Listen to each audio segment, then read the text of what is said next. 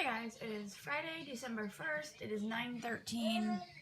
I'm about to have some breakfast. I just have a piece of toast with a fried egg with a pinch of pepper jack and some mustard and then 4 slices of bacon on top, and I have a Diet Dew. So yeah, this is my breakfast. Okay, it's still Friday, December 1st. I just had lunch and forgot to show you. I had a cup of noodles. I logged it all into PayPal, so if you're PayPal, oh my god. I logged it all into MyFitnessPal. If you're on there, you can see the calories and all that. It wasn't the healthiest lunch, but it was quick and easy with this little one on the loose.